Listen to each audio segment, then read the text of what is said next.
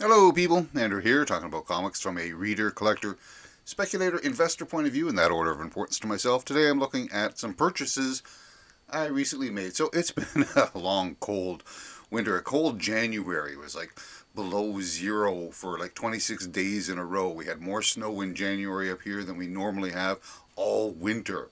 And this goes double for where my local comic book store is because it's in a deeper snow belt. So I didn't get out much to pick up any comic books, but I have been out recently.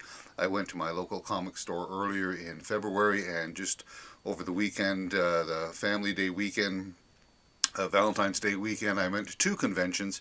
One was a local convention, which was not all that great, and then there was a larger one in Toronto, just on the outskirts of Toronto. They have that about 3 or 4 times a year, and I hadn't been there for a while, so I checked that one out. This is the stuff that I picked up, including one major key, and I'll get to that one at the very end. So first of all, let's go to the store and where I bought some stuff. So this is the new stuff that I picked up. I was reading some of the Fantastic Four, the One World Under Doom, and I really didn't care for what I was reading. I haven't read the whole thing, but the parts that I read didn't really inspire me too much. So when Ryan North took over again with the Fantastic Four, they relaunched it. The first 3 issues that were still under that banner of One World Under Doom, I wasn't really crazy about the direction, but with issue number 4 and 5 seemed to be correcting it a bit, and now I have these issues here that were released. There was issue number 6 and issue number 7. I haven't read these yet, but I am looking forward to reading it. Doctor Strange, again, one of these books that keeps going through a whole relaunch. It gets like to about issue number 10 or so, and then it drops back down. I mean, the last one was Doctor Strange of Asgard, and I think that only lasted 5 issues. They did a one-shot for issue number 450, and now they've relaunched it again. And so I like Doctor Strange. I'm working on collecting Doctor Strange all the way back to Strange Tales number 110. So we have issue 1 and issue 2 of the latest. Now, here, legacy numbering of 45, which, Sorcerer Supreme, no, but perhaps this is legacy numbering for the Scarlet Witch. I didn't ask for this to be in my pull box, but I suppose because I collected Doctor Strange and because he's often the Sorcerer Supreme, and even when Clea was Sorcerer Supreme, I bought that.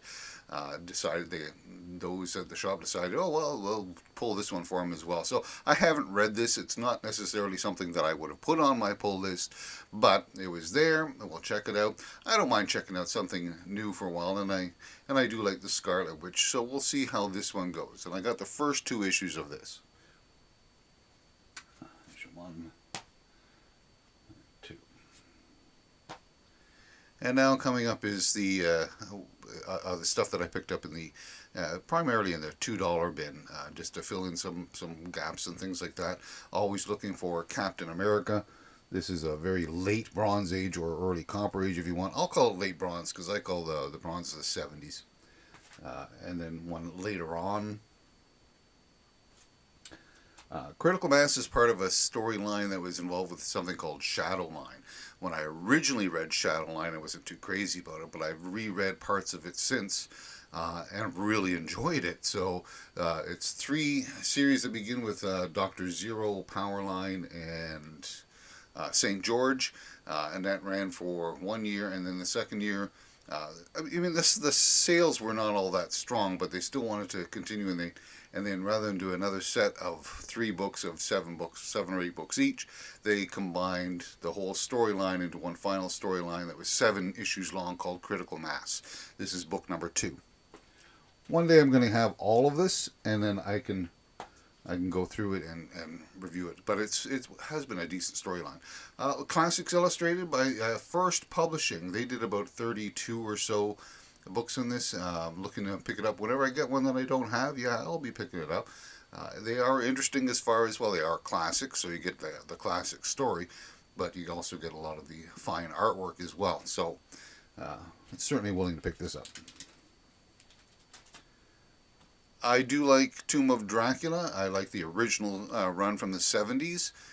So I've been picking up bits and pieces of anything that is Tomb of Dracula related beyond the 70s. And this is the first issue of, I can't remember the year of it, but I'll be buying all the Tomb of Dracula stuff. And recently I picked up a couple of Deathstroke books in this particular run.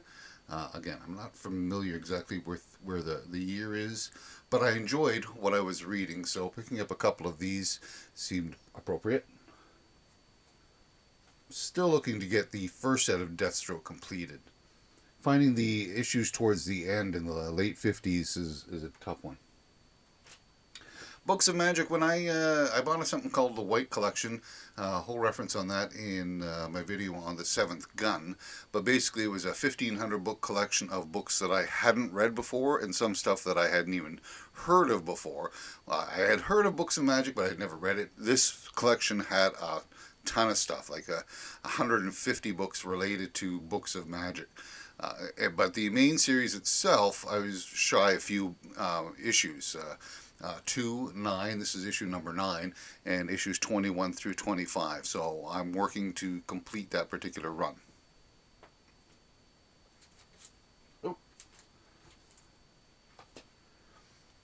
I've been enjoying the Josh Whedon version of Astonishing X-Men, so picking up some of these earlier issues is fine. Issue number 2, and then, a year and a half later, we've got issue number 18. John Cassidy did the artwork on this, so it's really been an enjoyable run. I'm not a big X-Men fan, but I really enjoyed this run.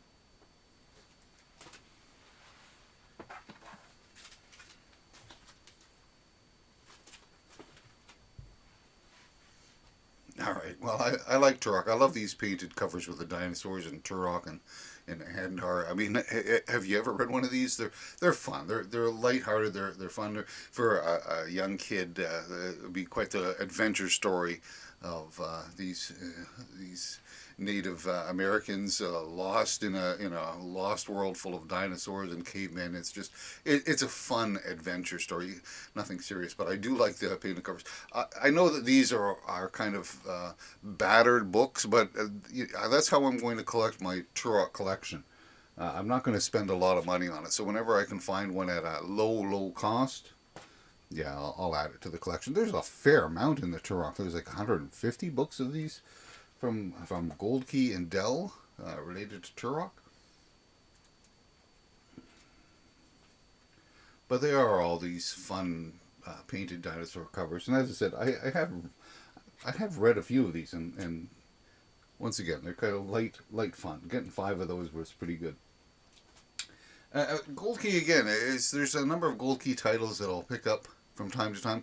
It was overlooked years ago, but I think people are paying more attention to it right now. And the Boris Karloff stuff, the Ripley's Believe It or Not, a number of these are picking up in value and interest. And for $2, why not?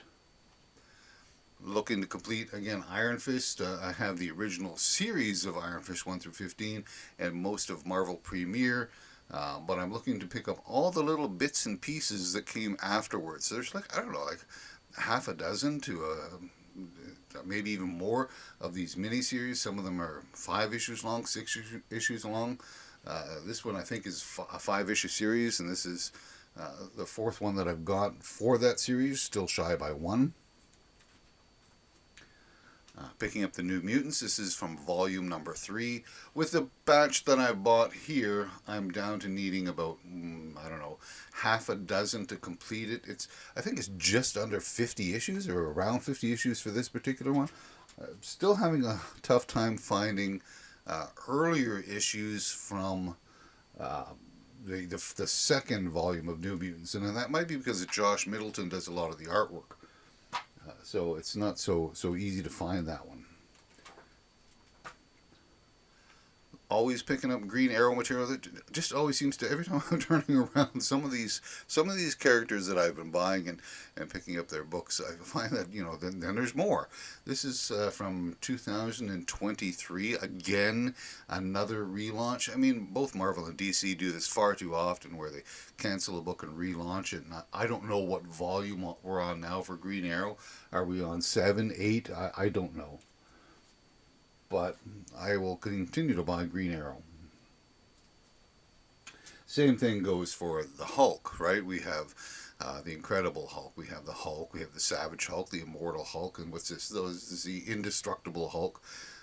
There's the Red Hulk. There's all of these Hulks, and again, they stop the series and then they reboot the series, and sometimes I'm not sure exactly where I am. This is part of that Marvel Now line, and it's written by Mark Waid, which was around 2014. So picked up a couple of Indestructible Hulks. I like reading a good Hulk story. Some of the Hulk stories have been good. Some Hulk stories not so good. Okay, so that was it from the store. This is from the convention. Okay, so I went to the convention, and as I said, there was only 3 comic book dealers there, and I've bought stuff from both of them before. But there was actually there was a fourth one.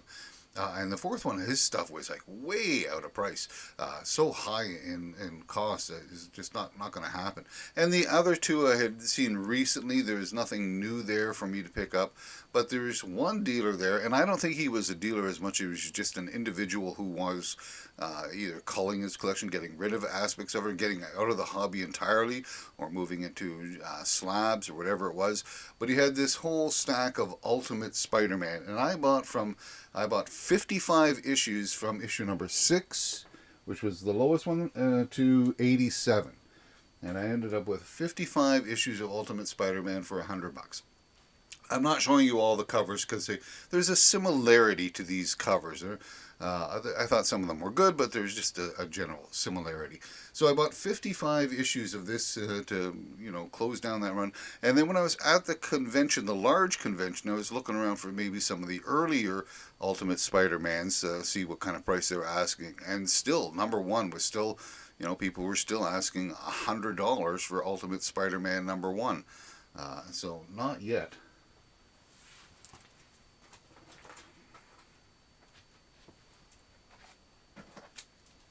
Then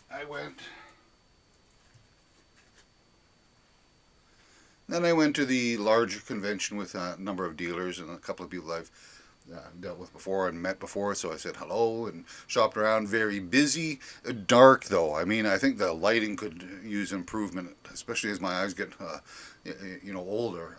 But nonetheless, I shopped around and I found that one of the first things I look for is, Silver Age Fantastic Four, still trying to work on that collection. And I happened to find this nice copy of Fantastic Four 67. It's the second part of the origin of Adam Warlock. Originally he had it priced at $220 and I got it for $170. Now the whites are a little bit dim, but overall I think it's a pretty sharp looking book. There's a little bit of fade or softness on the top edge of the book, but overall I think it's a pretty sharp copy for $170. So I've been looking for this one for some time. As I said, just to complete it, but also this is one I tend to work a little bit backwards when I'm buying some of these Silver Age books. So 67 I needed now. Now that I have 67, my Fantastic Four is complete from 53 till the end of the first run, pretty much. So the next one I'm really sort of going to be looking for is issue number 52, and the 3 of them, 48, 50, and 52. I need all 3 of those. They'll be sort of looking next, but that doesn't stop me from looking earlier. And I went out and I found a couple of issues of Bronze Age issues of Thor, later age Bronze Age issues of Thor. This one I was at half price, so this was normally 20 and I got it for 10. I wouldn't normally have picked this one up because it's kind of a beat up condition. We're looking at maybe a 5, 5.5, possibly a 6. I'll go with more like 5.5. But it's got the Absorbing Man, and I really like the Absorbing Man as a villain, so I couldn't say no to that for $10. And for $10, it's in pretty good shape. And for $15, I got this one here, number 207. You got a Gil Kane cover and dealing with Loki. And 208 was also a $15 book. So very, very happy with this group of Thor purchases. From that same dealer, I also found this one here, Tomb of Dracula number 5, in pretty good. You can see that there is a small tick here, and it's a little bit soft on the corner here. But overall, it's a really nice book, and it only cost me $25. So I was thinking that's a pretty good deal. It's not a key issue, but it is an early issue of Tomb of Dracula. I still need like a dozen or so to complete that set, including the two big ones, the first issue and the 10th issue. But I have so much more of it around it. Very happy to get this one for 25 bucks. Now, the rest of the stuff that I'm going to show you, other than the last book, is all from dollar bins. I was found one guy that was selling it 2 for $1, another one that said you can buy 20 for $10, and another one was 8 for $10. So they're all overall, all of these books here, and I picked up, I don't know, maybe 80 of them or so. They ended up costing me about 75 cents a piece. Nothing special here. No wonderful things here, but just filling in weird holes. So the Invisibles, I had read some of the stuff, and I was intrigued by it. I thought it was an interesting beginning, but I only read like 2 or 3 issues. But enough so that my curiosity was piqued, and I'd like to read the rest of it. So here we go. We have issue number 1 and 2. So I'm interested in that, and I kept going. We got issue number 5, issue number 7. You know, and it's written by Grant Morrison and illustrated by Jill Thompson, so that's another selling feature. Number 9. Number 18, change in artist. Number 19. I think this goes to about issue 32 or 35, somewhere up around there. So picking this up again, a lot of the stuff that I picked up at the convention in these dollar bins, it was all kinds of little oddball stuff that I hadn't been focused on, but it was, you know, at such a low price, I thought I'd pick it up. We got the all new X-Men. I was thinking, is this the same as the all new, all different X-Men? Because it is written by Brian Michael Bendis, but it is issue number 37. I just know that I always thought it was kind of funny. It was either from the all-new X-Men or the all-new, all-different X-Men.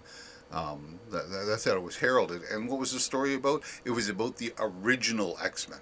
So they're not all new or all different. And I just thought it was funny that that's how this particular run of X-Men would begin. Metropole by Ted McKeever. It's a 12-issue series by Epic, published under the Epic banner for Marvel Comics. And I've got about 8 of the 12 issues, and the 8 that I've read I've enjoyed, but I'm looking to pick up the other 4 before I can sit down and reread the whole thing. But I didn't realize that there was a follow-up to that called Metropole AD, and it's a 3-issue series. And here I have issue number 1.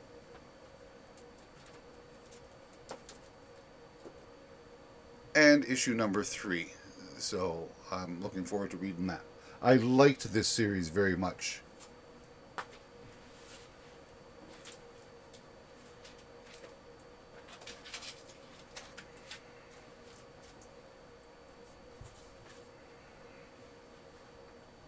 When I was buying the 20 for $10, there was only 3 long boxes to choose from. So it was like, okay, I had a little bit of a hard time towards the end getting the last 3 just to make it the full 20. And so I was picking up stuff that I would, I mean, I'm collecting Excalibur, but I would normally have passed this one by, but I needed it to get to my 20 count. I have a copy of this, The New Avengers, but this is the variant edition for issue number 13. I'm not a big variant person. Some of the variant covers are really sharp, and I really like them, but I'm not going to pay the kind of prices that people are asking for it. I'm just not that interested in it. But when I can get one for, like, as I said, about 75 cents, I'm not even crazy about this variant version of Black Bolt, but it is a variant, and I do collect Avengers material, so a different cover, sure, I'll take that.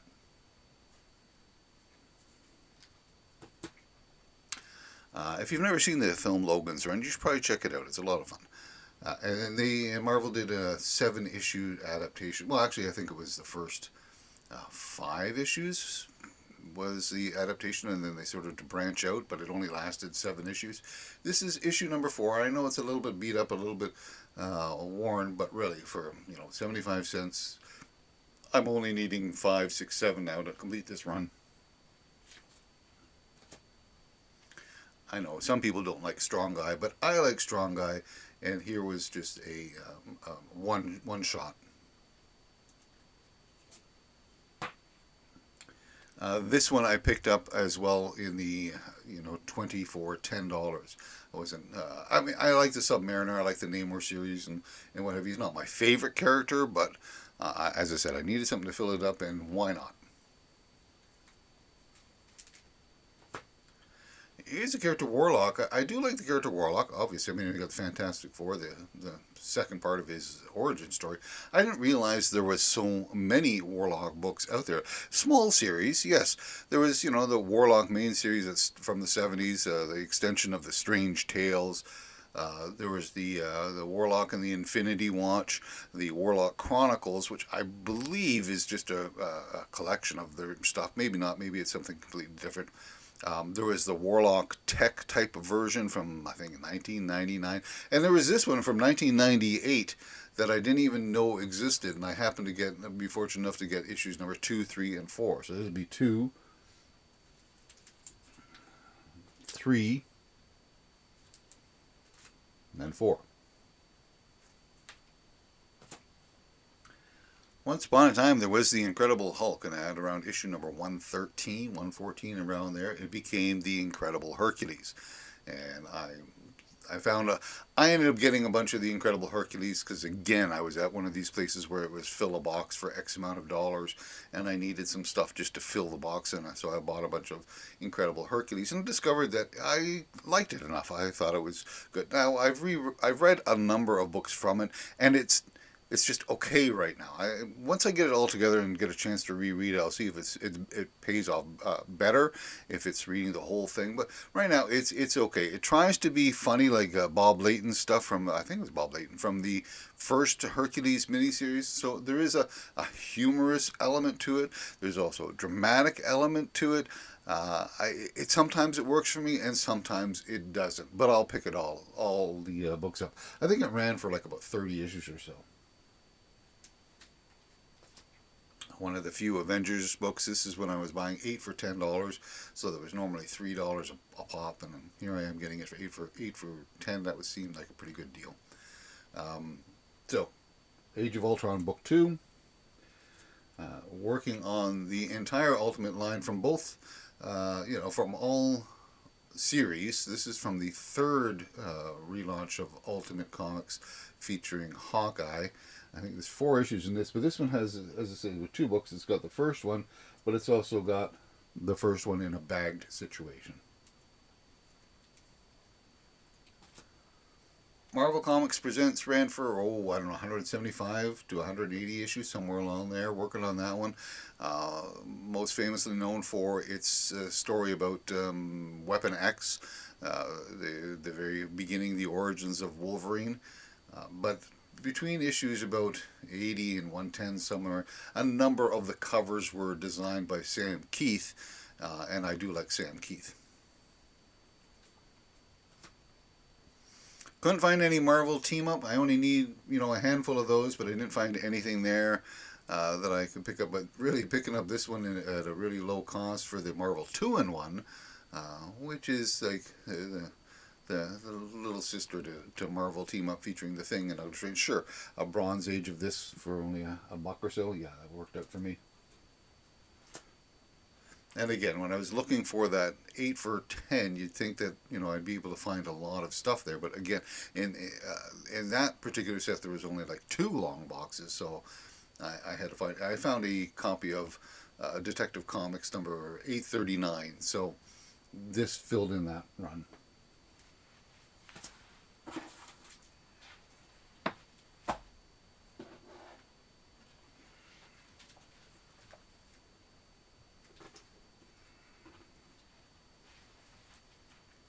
Of these dollar store books, I think these 2 next ones are my favorites that I picked up.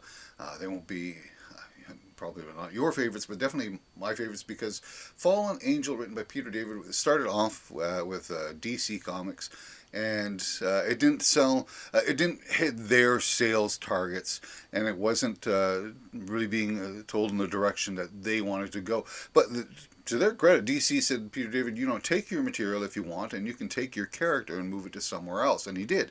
He took it over to IDW. and IDW published 30 issues plus a couple of specials of Fallen Angel. I really like Fallen Angel. I think it's a great series, and I'll review it at some point in time. But I'm missing 4 issues. Well, I'm not missing 4 anymore. Now I'm only missing 2. This is issue number 28, and then the final issue, number 30. So really happy to get those. They're not so easy to find, even outside of a dollar box. The print run would have been slighter or less than anything from Marvel and DC, so tracking it down is not always an easy task. Very happy to get these 2 issues. I haven't read any of the Coffin Hill stuff that I picked up. I picked up about 3 or 4 issues of Coffin Hill, again, filling a box, and I had some space, and it's a Vertigo title. Let's give it a whirl. But I found this issue number 1, so I figured this is a good place to start. Again, from filling up a box, I ended up getting some copies of 100 Bullets. I know Brian Azzarello's name and Eduardo Riso, and I like their work. And I have had a chance to read that half dozen or so 100 Bullet stories that I bought, and I liked where I was going with the story. Yeah, there's 100 issues in this particular run. Now I picked up a few more here.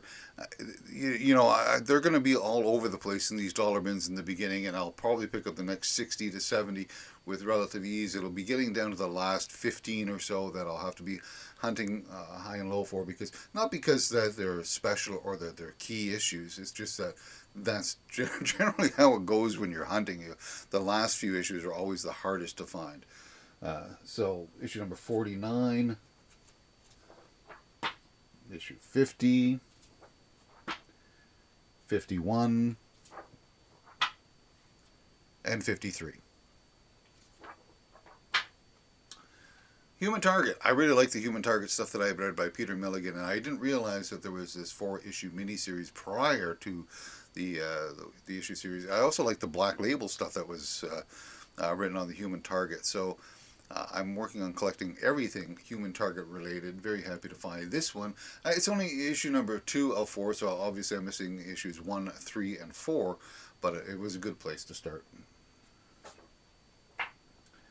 Collecting all things cross-gen. There were more cross-gen books there, but I only picked up this particular one. I mean, the one I really liked was Meridian. If I had found the 2 issues of Meridian, or is it 3, that I'm missing, I would have picked up those, but all of the other titles I'm picking up sporadically. This happens to be the last issue of Scion.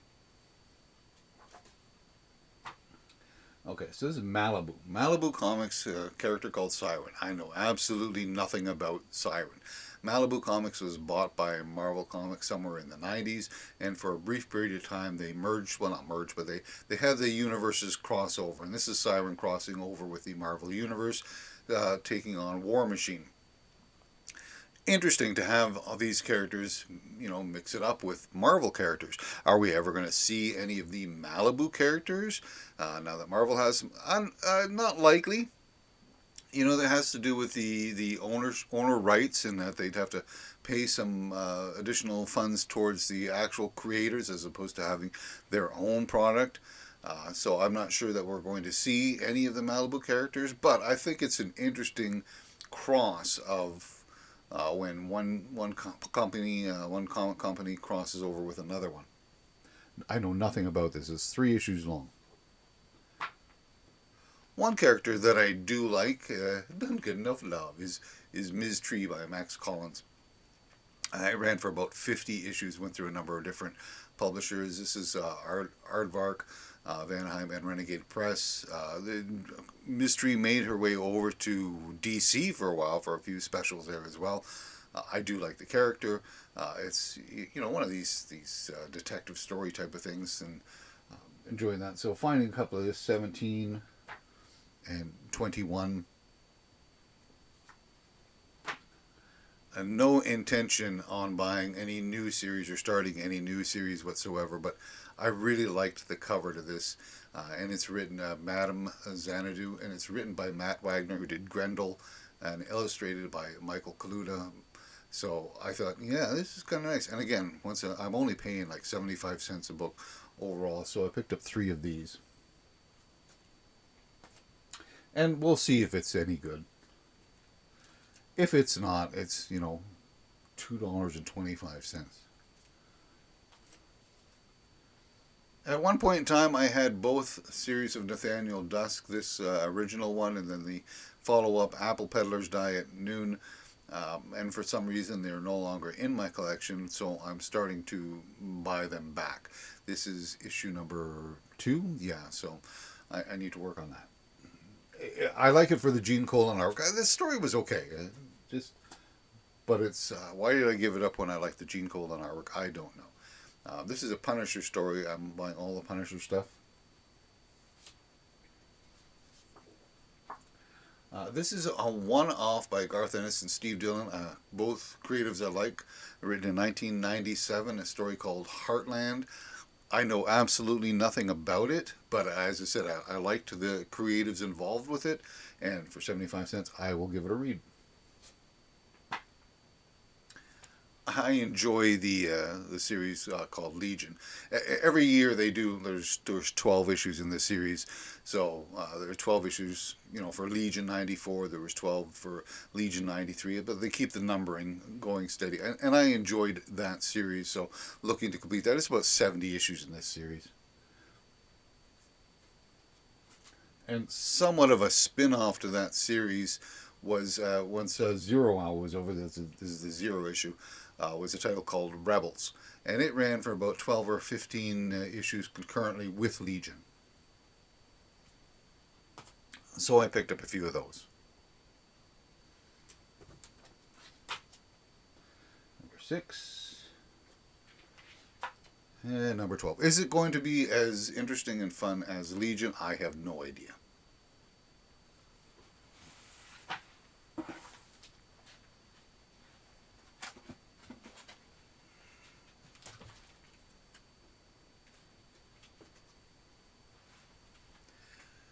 Again, when I was picking out those books, 24 $10, I had to find a couple of extras, so I have been buying the Countdown. It's been a good read. I've enjoyed it. So, but again, just sort of filling that out. I've been doing a lot of Supreme Power. I'm picking up everything that I can that I don't have for that particular series, and this is book number 4 of the Hyperion versus Nighthawk series. Sandman is another one of those books where, I don't have it complete, but the Sandman series ran for about 75 issues. And then there's all these spin-offs. There was, a couple of the Death miniseries and Thessaly and all kinds of ones. The Dead Boy Detectives, this is actually the second volume of the Dead Boy Detectives. First one was 4 issues long, and this one turned out to be 12 issues long, but I managed to get the first 4. Interesting enough, the first 4 were all in one bag, and it was just the one price of 75 cents basically for. It was treated as one comic book, so this was probably the best of the deals there. Ultimatum number 3 again. Once I'm doing the whole Ultimate thing. This is the gross out one where I believe Blob decides to feast on Janet Van Dyne's innards. So a lot of controversy about this. So it's been the harder one to find. I have issues 1, 2, 4, and 5. It was a bit of a task to try and find number 3, but I did find it, and here it is. And that completes that particular run. And when I get towards the end, I will read all 5 issues, but I'm pretty sure this is the one where everybody dies. Well, a lot of them do. Didn't really care for the Shadowland series that started over in Daredevil, but I bought so many books that are attached to that series. This is again sort of, once I get them all together and I sit down and read it, then I can make a better assessment of the whole thing. So this is just moving towards completing all of the Shadowland extensions. Mike Grell doing John Sable Freelance. These were in batches of like about 10 or 15 copies of these next few John Sable books, and I figure it was like somewhat of a warehouse find. So they all were in pretty sharp condition, and the black on that one is really sharp. So I enjoy the series, and I enjoy Mike Grell's work, so I picked up a few of these. What was that? That was number 16, 17, 18, 27. Oh, we're going backwards. 25. Another of these strange little Vertigo series. As I said, I liked what I read with the Invisibles, and then I also picked up a couple of issues of this thing called The Exterminators. I don't recall this one that much. I remember reading it and thinking, well, it's interesting. I'm not sure. I'm not sure if I like it or not yet. But I'm curious, and so I'm curious enough to pick it up. And at this cost, I managed to pick up a few more, and that'll help me decide whether or not uh, I'm going to continue to pursue it. Again, it's not a long series, 20 plus issues perhaps, but it was interesting enough that it stayed in my consciousness to pick it up. From the ABC, Alan Moore's material. He did a number of series. The ones that I really like were Promethea and Tomorrow Stories. Not big on the Tom Strong or the top 10, although these, sold well as well. So picking up a few of these sort of books, sure, why not? Eventually, I hope to get all of the ABC books, including Tom Strong. This was a rare find to find a book of Wonder Woman. This is from the third series of Wonder Woman from 2006. So happy to get that. And then later on, this one from the Brian Azzarello run. I guess what would that be? From the New 52, which was what, the fourth series? Catwoman books have been around since I think it's 1994 that she had her first mini-series, and then since that time, Catwoman has been published many times over with a number of different volumes and different versions. This is from the started in the 90s, I think, this particular version of Catwoman, and it's funny because I do like what I've read. I'm not going to go out of my way to pick up all of the Catwoman books. I have so many other titles to be working on. But when the opportunity presents itself, and why not? I'll pick up a few. So I did. And I do like the stories. I do like the creatives behind it. This one is Doug Mensch and Jim Ballant doing the creatives on it. So I am interested to see where this one goes. And this is issue 48. The Losers by Andy Diggle. I have the first 7 issues, which I bought off the comic book store when they were first released. But beyond 7 issues, it's like anything. Like when you buy the new stuff, they're so expensive if you buy a lot of titles on a monthly basis, and you got to cut things out from time to time. So I thought I'd give this one a try, and it didn't really strike me as that great, so I stopped buying it. But I'm willing to pick up. Again, it's about a 30-issue series. I'm willing to pick up these things for 50 to 75 cents a piece and give it another shot. This is issue number 28.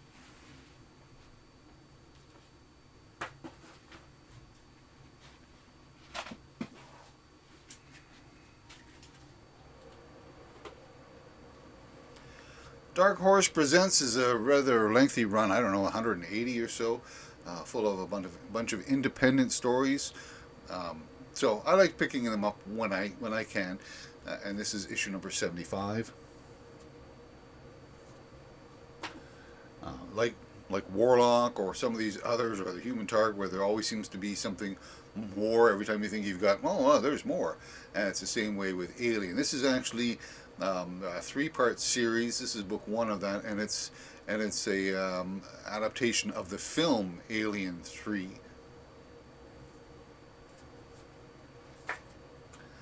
I think I might have this one, but I'm not sure. Who can go wrong with a Daredevil and Punisher book? Shade the Changing Man. I've liked the few books that I've read, and again, I'm finding these stuff. A lot of these things I'm finding in these dollar bins, and it's easy to fill in bits and pieces wherever you can. Again, it's probably about a 75-issue series or something like that.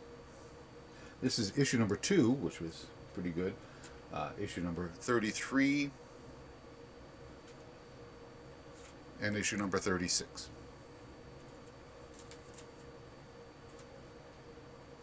I do like the Suicide Squad, so things Suicide Squad related I'll pick up. I do recommend, even if you're not a Will Eisner fan or the Spirit fan, and I'm not big on the Spirit. I like some of Will Eisner's work. Contract with God is a good trade paperback graphic novel to read. But he was such an important creative in the comic book industry, both for what he did for the creators and also in his method of telling a story and his illustrations. It's worth taking a look at some of his material, even if you don't care for it, just from the history and where it fits into the whole history of the comic book genre. So I am looking forward to reading this. Not a Shazam fan. This is one of those times that I bought a book strictly for the cover.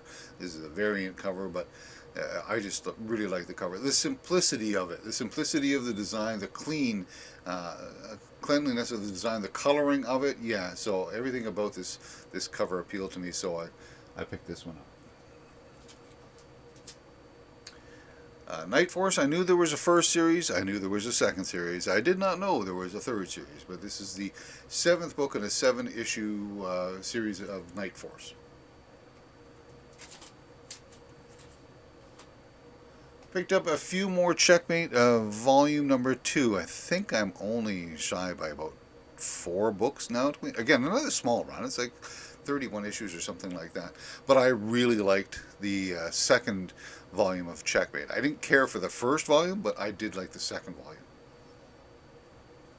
There's 5 and 8 and 30, and this is the final one, 31.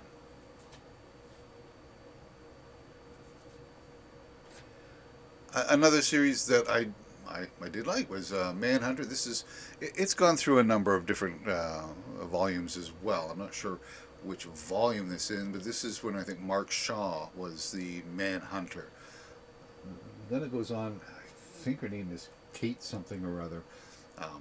But I managed to pick up actually a couple of trade paperbacks involving this particular version of Manhunter because they were really cheap. They were like $5 a pop. And I really enjoyed reading those trade paperbacks. I thought it was an interesting character and an interesting development. So I was quite happy to pick up this one here, issue number 1 of her run. Number 7, number 20, and the last issue for her run, issue number 38. And then a Stray Sandman Mystery Theater. I've really enjoyed this series. I picked up a bunch of that sort of stuff. I will try and track it all down. There's about 70 issues in this series, and I've probably got about 20 to 25 of them. But I really enjoy this series, so I'm looking forward to putting it all together and then reading the whole thing. Now I got one more book that I picked up at the comic book store, and now I have been paying for this one in installments because it's a pretty major key.